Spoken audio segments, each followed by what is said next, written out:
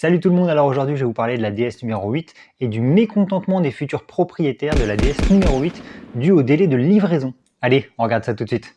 Alors je suis tombé sur un post Twitter qui listait un petit peu le mécontentement des personnes qui avaient commandé la DS numéro 8. C'est des témoignages d'un groupe Facebook, du coup DS numéro 8, où il y a tous les futurs propriétaires et certains propriétaires, mais ils sont très peu parce que les livraisons sont vraiment limitées pour l'instant. Du coup je me suis dit tiens c'est bizarre, je vais aller me renseigner un petit peu parce que j'avais pas eu écho de ce problème-là. J'ai été fouiner un petit peu et là pour le coup j'ai été extrêmement étonné de tous les messages négatifs, de tous les questionnements, tout le mécontentement des futurs propriétaires. Alors pas par rapport au véhicule, à ses caractéristiques, aux finitions ou autres, hein, pas du tout, mais plus au service DS, au délai de livraison, où toutes les personnes qui l'avaient commandé étaient vraiment dans le flou total pour leur véhicule. Donc gros étonnement de mon côté. Alors en gros, qu'est-ce qui se passe pour ce véhicule? Je vais essayer de vous résumer ça.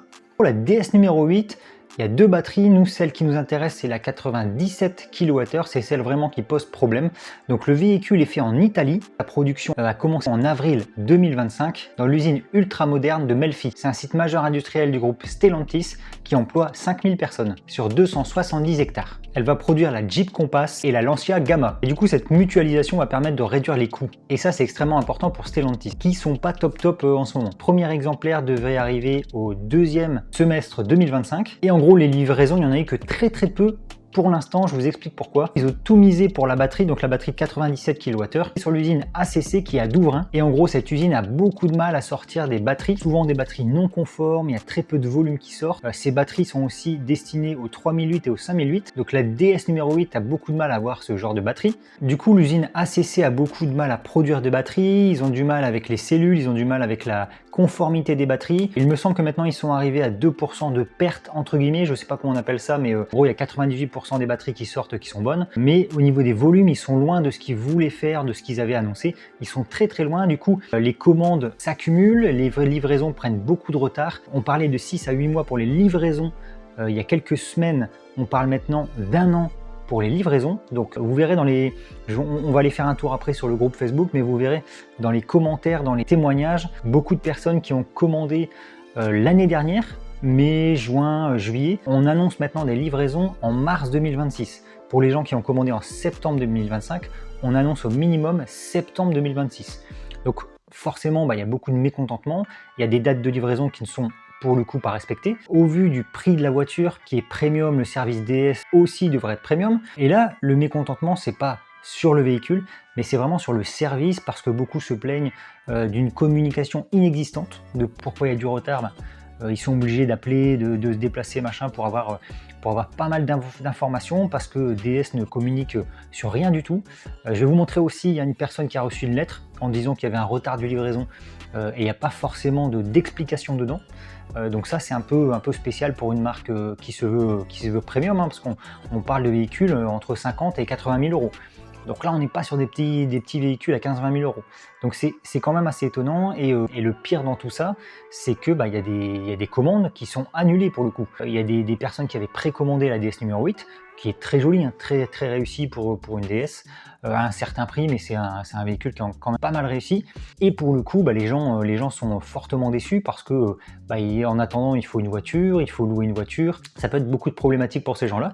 Donc je comprends parfaitement le mécontentement. Alors dans certains cas, on le verra aussi, DS prolonge les locations.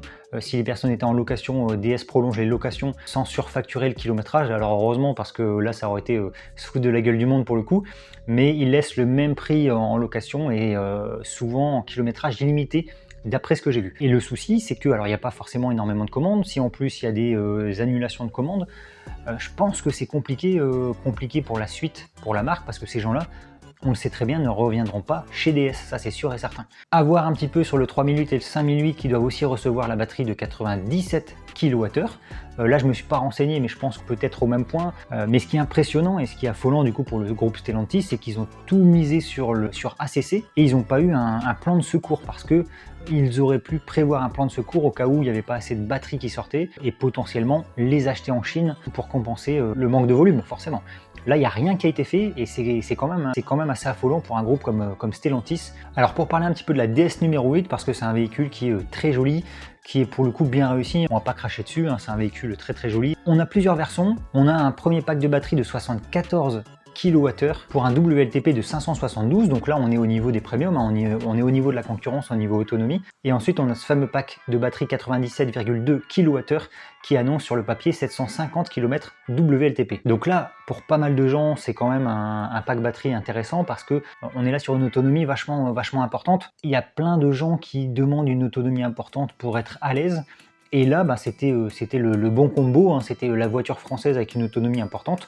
C'était le top pour pas mal de gens qui voulaient acheter français, avoir une bonne autonomie. Du coup, prix de départ, 59 200 € jusqu'à 72 800 €. Il me semble que c'est hors option. Il me semble, si je dis peut-être des bêtises, mais on peut monter à 80 000 € sur ce véhicule en édition limitée. Alors, les commandes, comme je vous ai dit, c'était ouvert en février 2025 pour normalement des livraisons entre 4 et 6 mois. Comme on va le voir dans le groupe Facebook, on est maintenant à 1 an de délai. Donc là, le directeur d'ACC a expliqué que c'était très compliqué au niveau des assemblages des cellules NMC. Donc il explique que la vitesse de fabrication de ces fameuses batteries était du coup inférieure aux prévisions initiales. On a aussi un deuxième problème que j'ai constaté aussi dans les groupes, c'est que les gens qui ont soit essayé la DS numéro 8 plusieurs jours ou ceux qui l'ont reçu, au niveau de la charge qui annonce du 160, ce qui est pas top par rapport à la taille de batterie et ce que fait la concurrence.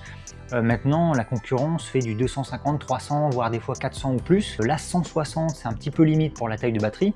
Si encore on avait une très belle courbe de charge, ça aurait été intéressant.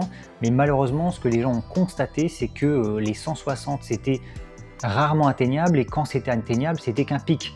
Ça a duré un petit temps et ça redescendait vachement vite. On est plus aux alentours de 120, 130 et après on descend normalement. Donc la courbe de charge n'est pas très folle. Au niveau de la charge, ça dépend de l'été ou l'hiver, mais beaucoup de gens parlent du 10-80 en 40 minutes.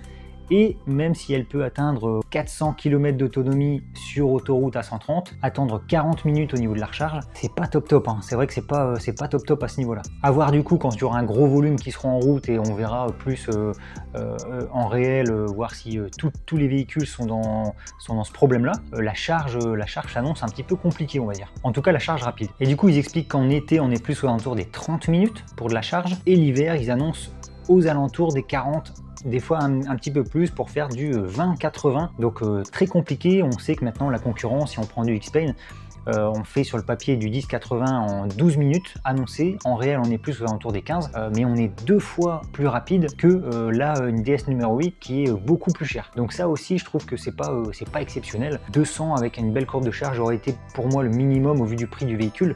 Là, on est très loin de ce que fait la concurrence. DS annoncé 500 km d'autonomie sur autoroute. En réel, on est plus aux alentours des 400, 420 à 130. On pourrait atteindre les 500, mais en roulant à 110, 120, pas plus. Donc là, pour le coup, très mauvais démarrage pour la DS numéro 8. C'est vraiment dommage parce qu'on voit qu'il y a énormément de travail sur ce véhicule, que ce soit intérieur, extérieur, infodivertissement qui n'est pas forcément au niveau des premiums ou des concurrents, mais on est quand même sur un infodivertissement qui est plutôt sympa, on va dire. Belle finition intérieur-extérieur. Ce que je vous propose, c'est qu'on aille faire directement un tour sur le groupe Facebook, ça sera un petit peu plus parlant pour voir les réactions des gens. C'est assez étonnant, je vous montre tout de suite. Donc voilà, pour le coup, on arrive sur le groupe DS, je vais vous montrer un petit peu ce qui se dit, les retours, machin. Là, je vois déjà, il y a une livraison aujourd'hui. C'est plutôt pas mal, on va voir le délai de livraison. Bonjour à tous, livraison aujourd'hui, première impression excellente. Un confort absolu, un son focal bien au-dessus de celui de ma DS numéro 4. On va regarder dans les commentaires ce qui se dit. Donc là, il y en a un qui dit Vénard, quand avez-vous commandé la DS numéro 8 ? Il dit fin mars. Donc là, pareil, on est du coup sur 10 mois de livraison. On a vu ici ces dernières semaines des commentaires de clients qui devaient recevoir la DS numéro 8 fin décembre ou début janvier. D'autres étaient dans le flou quant à la date de livraison. Peu de retours au final. Donc là, ils posent des questions, certains ont eu des retours, voilà, des explications ou autres. On va regarder du coup, ça c'est un post qui rentre parfaitement dans la vidéo. Il y a des choses qui m'interpellent. Vous avez acheté un véhicule à un certain prix et je trouve ça bizarre que la marque DS ne communique pas avec vous concernant le retard de livraison de vos véhicules. Et pourtant, c'est la réalité. Ils n'ont aujourd'hui que le nom de Premium, mais pour le reste, ils en sont très loin. Alors, ma Long Range étoile commandée fin mai 2025 sera livrée le 26 janvier prochain. Elle est arrivée à Anvers fin 2025 par bateau en provenance de Naples, puis livraison au Luxembourg le 13 janvier. J'en ai vu 2 au Luxembourg rouler sur les 2 dernières semaines. Livraison prévue le 28 janvier, reportée au 15 mars. Ça pique. mais sans aucune garantie. Heureusement, j'ai été à l'information, sinon aucune communication de la part du garage ni de la marque. Un vrai manque de respect du client, surtout au prix du véhicule. Pour le coup, là c'est honteux, hein. Nous sommes en train d'annuler le bon de commande, mais c'est très compliqué. C'est le souci, hein. Vous allez voir, il y a pas mal de personnes qui annulent le bon de commande, hein. C'est un truc de fou. Je vais vous expliquer la raison de ce report, enfin de ces reports. Aucune explication, un vrai manque de considération. C'était une long range, donc la batterie, la fameuse batterie ACC, hein, enfin de la fameuse batterie de ACC, 97 kWh. Finition Jules Verne, donc je crois que c'est l'édition limitée, hein, la Jules Verne. Impossible de savoir où se trouve la voiture commandée le 25 juin 2025. Personne ne sait où elle se trouve dans notre grande Europe. Appel reçu pour le report de livraison à avril au lieu de février. Ça fait loin. Il s'agit de la DS numéro 8 Long Range. Vous avez eu de la chance d'avoir des informations. Vive la France, les Chinois sont tranquilles. J'ai toujours un excellent commercial chez DS Store, des Ulysses, que je connais depuis 12 ans. Ça, c'est l'avantage. Commandé en juillet pour une livraison fin janvier, on m'a informé par mail et par courrier que la livraison était décalée début mars. Donc là, toujours la long range, hein, qui pose problème. On a d'ailleurs le petit courrier, on va le regarder. Nous vous remercions sincèrement de la confiance que vous témoignez à DS Automobile en ayant choisi d'être parmi les tout premiers clients de la DS numéro 8. Votre engagement à notre côté nous honore et nous avons à cœur de vous offrir une expérience à hauteur, voilà, machin, et le blabla habituel. Nous tenons à vous informer que malgré tous nos efforts, la livraison de votre véhicule connaîtra un léger retard en raison des contraintes de production. Soyez assurés que tout est mis en œuvre pour que votre DS numéro 8 vous soit livré au plus vite dès sa production finale. Probablement à cause des batteries, pour moi commandé début mars 2025. Livraison fin octobre et maintenant j'ai une date le 29 janvier. Ah, c'est compliqué, hein, c'est compliqué. Hein. Des nouvelles concernant ma livraison, ma DS numéro 8 semble produite. La concession avait le VIN. Elle devait monter d'Italie début novembre, mais finalement il y a un problème avec les tests finaux des batteries à Melfi. Donc ça, c'est ce que je vous disais, hein, les tests de batterie, des fois ils sont obligés de recalibrer les cellules et c'est embêtant. Mais il me semble pas avoir de grandes convictions, j'évoque les problèmes d'ACC, ils reconnaissent qu'il y a un vrai problème avec les batteries. Donc là, c'est DS qui le dit, hein, c'est pas moi, c'est DS qui le dit. Aujourd'hui, ils sont en commande d'une DS numéro 8, la livraison, c'est dans 1 an. Donc là, c'est 1 an, c'est énorme pour un véhicule. J'ai demandé à avoir les infos officielles d'ici fin de semaine pour savoir si je peux réellement compter sur une livraison en fin décembre ou non. J'ai évoqué le fait que je voulais pas que dans un mois on m'annonce juillet 2026, comme je peux le lire ailleurs. J'ai également signalé que si le délai pour l'été 2026 était confirmé, je demande à annuler le leasing et irai voir pour une autre marque, sans doute l'A390. Donc encore un qui veut annuler. Hein. C'est une vraie catastrophe industrielle ce qui se passe pour les 5008 électriques, pour les DS numéro 8. On leur a forcé la main pour financer aux côtés de fonds européens ce programme ACC. Ils ont dû confier à cette start-up la production des grosses batteries de leur modèle haut de gamme du délire. Donc là on voit, mais il y a que ça, il n'y a que des gens qui sont énervés. Et comme je le répète, pas pour la voiture, mais vraiment pour le service DS et les livraisons, la communication, c'est vraiment une catastrophe. Hein. Alors, personnellement, je ne suis absolument pas pressé de recevoir une des premières. J'ai fait 1200 km avec une arrivée en CC. Et je ne vais pas faire de commentaires sur ce qui m'a déplu, étant donné que ce véhicule était issu des pré-séries. Mais quand même, il y a de quoi. Cette marque à laquelle je suis attaché me laisse dubitatif. Plus le temps passe, SAV approximatif, bug électronique, qualité d'assemblage carrosserie bof, je suis pas sûr que la qualité DS dépasse celle de Citroën ou Peugeot, hormis le style. C'est possible. C'était il y a 3 jours, livraison décalée à avril au lieu de février pour l'instant. Ouais, non, c'est quand même abusé. Bonjour utilisateur de DS numéro 8, je suis très surpris qu'après avoir roulé à 110 km et activé le préconditionnement de batterie, je n'ai pas réussi à dépasser les 58 kW sur une borne Unity. J'étais à 43%, il fait 0 dehors. Bah, c'est pas normal, hein, parce que 43%, 58, elle annonce normalement 160. Normalement, elle devrait être aux alentours des entre 130 et 160. Alors, je n'ai jamais dépassé les 58 sur une borne Unity à 350, il s'agit d'un véhicule de prêt. De toute façon, j'ai constaté chez moi que la borne qui charge à 7,4 ne prend que 5,9. Préconditionnement est activé, 35 minutes avant, ok. Il faut cibler 1 heure d'activation de préconditionnement au minimum et au pourcentage de batterie. Je suis pas d'accord, 1 heure ça fait beaucoup. Et en plus, il avait déjà roulé 100 km, la batterie était chaude. Donc 1 heure, non, je suis pas du tout d'accord. Donc là, on a un retour. Ça, c'est pas mal. On a un retour de quelqu'un et on va s'arrêter sur ce commentaire-là. Le site EVKX avait déjà révélé les problèmes de courbe de chargement bien avant que la presse ne soulève ce problème, à savoir 40 minutes pour le 1080. C'est ce que je vous disais tout à l'heure, le 1080 en 43 minutes, c'est plus possible, hein. La concurrence fait ça en moins de 20 minutes et 1h40 pour charger de 10 100%. Ça fait beaucoup. J'avais par la suite demandé au concessionnaire de me faire une location courte durée sur un week-end avec un véhicule peu chargé que j'ai chargé moi-même. J'avais obtenu des valeurs encore plus médiocres, max 135 et à partir de 40%, je passais sur la barre des 100. C'est pas normal ça. C'est pour annoncer 160. Moi avec ma MG4 Luxury c'est du 140. Sur du 0,45-55%, je suis entre 130 et 140 et après je descends tout doucement. Ce que font maintenant pas mal de véhicules, hein. Et là pour le coup, pour le tarif du véhicule, c'est plus possible, hein. Société ACC a des problèmes de qualité sur les batteries depuis plus d'1 an. Stellantis a fait l'erreur d'avoir choisi un seul fournisseur. ACC est partenaire de Stellantis et Mercedes. Ça c'est le problème, avoir fait un seul fournisseur.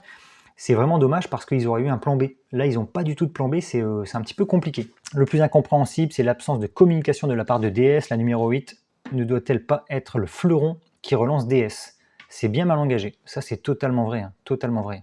Donc c'est vraiment dommage pour ce véhicule et pour DS. Alors DS n'ont pas fait d'efforts, mais le véhicule pour le coup avait l'air vraiment bien. C'est dommage qu'il ait un début catastrophique et je pense que ça va pas l'aider, hein. Ça va pas l'aider à en vendre beaucoup plus ou à se lancer beaucoup plus au vu des gros problèmes, hein. Du coup, bah voilà, la vidéo c'était pour en parler, pour expliquer alors pourquoi il y avait ce problème-là, pas pour cracher sur la DS numéro 8, mais pour expliquer le problème de batterie, problème qui se pose au niveau des batteries, et qui n'est pas, pour l'instant, pas prêt de s'arranger, parce que c'est compliqué, il y a des commandes, il y a du retard qui se fait encore plus, donc c'est pas prêt de s'arranger, c'est un gros souci.